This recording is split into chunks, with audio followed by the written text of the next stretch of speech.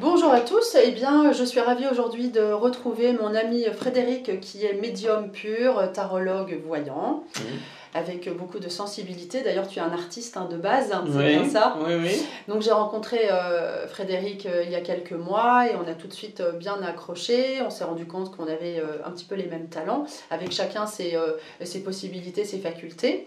Et en fait, j'ai envie de répondre à la question comment fonctionne un médium? Qu'est-ce que tu dirais? Comment tu fais, toi, pour entrer en médiumnité, voilà, par rapport à ça? Alors moi, j'ai besoin d'avoir l'esprit tranquille. Oui. J'ai besoin de méditer un petit peu avant, Mhm. parce que pour être médium, il faut savoir faire un gros lâcher-prise. Effectivement, il faut être concentré, Voilà, on est d'accord. ouais, pour recevoir des informations. Voilà, c'est surtout ça.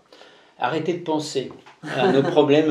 Du coup, c'est bien parce qu'en fait, on sort de nos problèmes. Ouais. Et enfin, moi, j'y arrive bien. C'est vrai que j'arrive à me concentrer. Je me dis, bon, là, voilà, 5 minutes avant ma consultation, je me concentre. Je fais aussi une petite prière, une méditation. J'appelle mes guides. Tu fais la même chose. Voilà. Et du coup, on oublie nos problèmes. C'est l'intérêt aussi. C'est surtout ça qu'il faut. Il faut vraiment oublier ces problèmes journaliers, quoi. Ouais. C'est vrai. Donc, on se met dans un état de relaxation et ça fonctionne bien. Une petite bougie, de l'encens. Oui, il y en a qui ont besoin d'une bougie ou de l'encens. Enfin, ils font du moment qu'on est relaxé. Du moment qu'on est détendu, relaxé. Voilà. Et donc, au niveau des supports, qu'est-ce que tu utilises principalement, toi? Alors, les supports, moi j'utilise les cartes. Donc, comme je l'ai dit dans d'autres vidéos, j'utilise le Belle-Île, le Tarot de Marseille et pour les grandes prédictions, l'Oracle bleu. L'Oracle bleu, voilà. D'accord. Voilà. Ensuite. Comment se passe une séance dès le départ? Oui, alors en fait, souvent, avant, j'ai les choses qui me viennent avant, pendant que les clients me parlent. C'est ça. J'ai même souvent les réponses avant que le client, avant que j'étale mes cartes, mais j'attends toujours la confirmation par les cartes quand même. Oui, je fais la même chose en fait.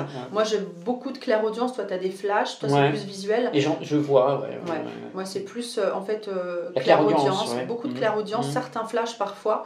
Bon, il faut savoir que c'est pas systématique, à ceux qui veulent savoir, eh bien c'est pas systématique, on a les choses qui viennent, on n'appuie pas sur un bouton. Ça dépend aussi de la connectivité, la connexion avec la personne. Et surtout, chaque voyant, clairvoyant, enfin comme on veut, a ses propres facultés aussi. Il y a une base, mais après, on reçoit selon ce qu'on est aussi. Des intuitions, où il y en a qui entendent, puis qui ne voient pas forcément, qui entendent.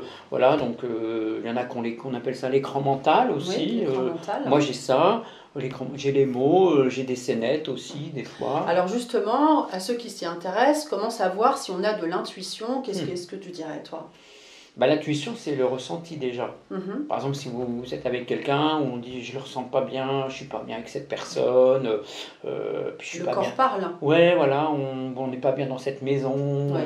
Voilà, c'est ça, c'est les choses de base. Tout le monde en a eu à un moment. Oui, alors on ressent les énergies, la personne en face, si elle est intimidante ou si elle a beaucoup de poids, de caractère. Moi, je vais avoir des suées dans le dos, on va se sentir mal à l'aise. Donc, dans ces cas-là, qu'est-ce qu'il faut faire? Enfin, moi, je fais une bulle de protection.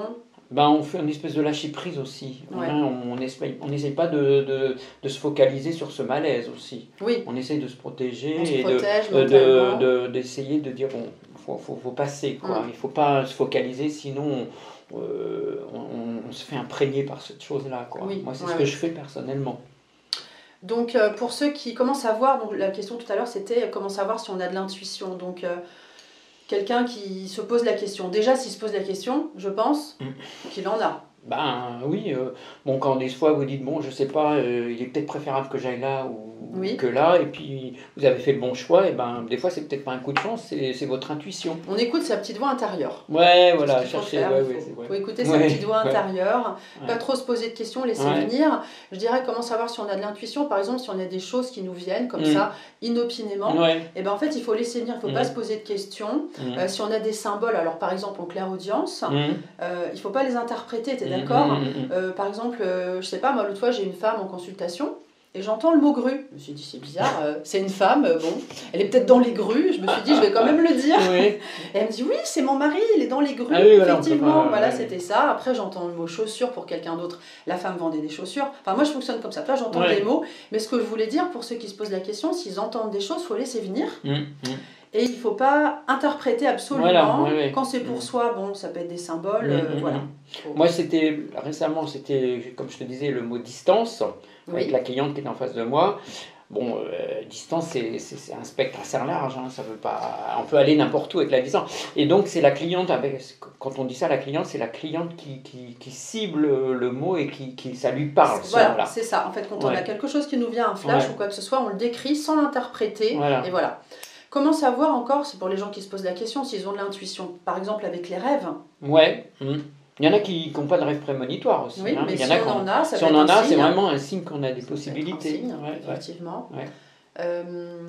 Comment savoir encore si on a de l'intuition, quels sont les autres... Il y en a tellement. Des fois, tu es au téléphone avec quelqu'un et tu as la réponse avant qu'il te la donne. Si tu lui poses il te parle de quelque chose. Oui, là, il y a une connexion. Il y a une connexion énergétique. Et tu penses à quelqu'un et hop, il t'appelle. Oui, il t'appelle. Ou si tu parles avec quelqu'un, mais tu sais déjà la réponse qu'il va te donner. Oui, c'est ça. Ça m'est déjà arrivé. Ça arrive à beaucoup de gens aussi. Ça arrive souvent, oui. Voilà. Et donc, alors ça j'ai dit que voilà, il faut être très important dans une consultation, ou si vous vous essayez à l'intuition ou à la médiumnité, il faut se faire confiance. Alors il faut s'entraîner.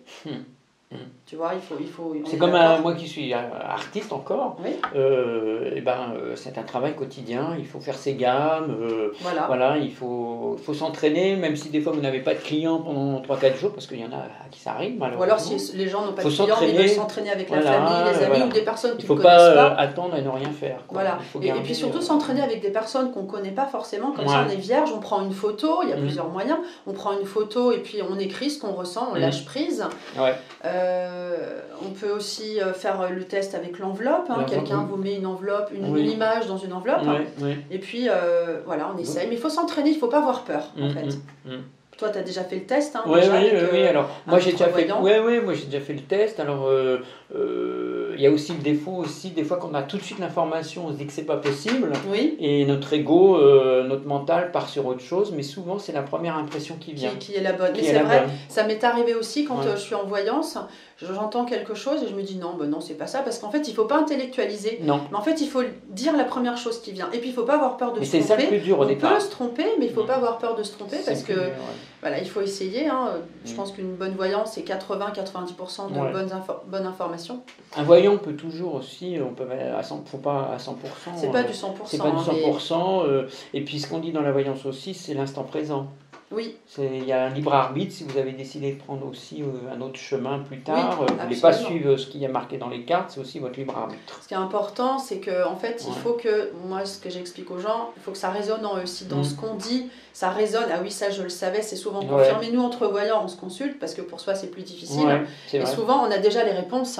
Et oui, je le savais, c'est confirmé. C'est souvent comme ça en fait. Et puis, on veut embellir notre vie aussi, alors on n'est pas objectif sur notre tirage. Donc, c'est pas... Il y en a qui font confiance à leur propre tirage. Moi, c'est plus difficile. C'est plus difficile, c'est vrai. Donc voilà, surtout se faire confiance, ceux qui veulent savoir s'ils ont de l'intuition, il y a plein de... il y a plein de choses. Puis sur Internet, vous trouvez plein d'astuces pour développer votre intuition aussi. Mais surtout, on s'entraîne, et puis alors aussi, on développe son chakra Ajna, le troisième œil. Alors moi, j'en ai un ici, je ne sais pas si on voit. Là, j'avais un ami morphopsychologue qui avait étudié mon visage, il m'avait dit « Ah, mais tu as un troisième œil, qu'est-ce que c'est ?» J'ai découvert à l'époque, en fait, j'ai comme un troisième œil ici entre les deux yeux. Et donc, voilà, ça a été confirmé. Voilà, donc il faut être à l'écoute des signes, se laisser porter dans la confiance. Qu'est-ce que tu aurais comme anecdote pour terminer à raconter comme ça? Bon, une histoire très forte quand même. J'ai une amie qui habite très loin, pas mal cité les États-Unis, sur la côte ouest. Et donc elle est dans l'immobilier, elle avait une très grosse maison à vendre, très chère. Et ça m'est tombé dessus. Et j'ai eu l'image de cette maison avec le prix qui s'est affiché et pratiquement à 2 jours près la date où allait la vendre cette maison. Et j'ai reçu un SMS un jour en me disant... je lui avais dit fais attention, autour de cette date-là, ça sera très important, ou alors tu vas vraiment la vendre là. Et puis elle m'a répondu en SMS, mais c'est incroyable, je l'ai vendu. Tu avais précisé aussi que ce serait un japonais. Oui. Et c'était un japonais, un asiatique. Voilà. Donc tout est arrivé, donc c'est arrivé de façon inopinée. Donc il faut laisser venir l'information. Il faut laisser venir. On a des doutes, mais il faut vraiment enlever ses doutes. Voilà, effectivement. Ah oui, une autre chose aussi, je pense que quand on est dans l'intuition, qu'on a de la voyance en soi, on a ce don d'être empathique, en fait, de comprendre l'autre, de se mettre à sa place, mais là encore, il faut se protéger, on est d'accord. Il faut vraiment faire une bulle. Ouais. Et puis aussi, oui, puis il faut savoir rester humble. Et puis le tarot ou la voyance, c'est aussi conseiller les gens. Oui, on est dans le conseil. On n'écoute pas, on ne donne pas une réponse bêtement, comme ça, c'est aussi...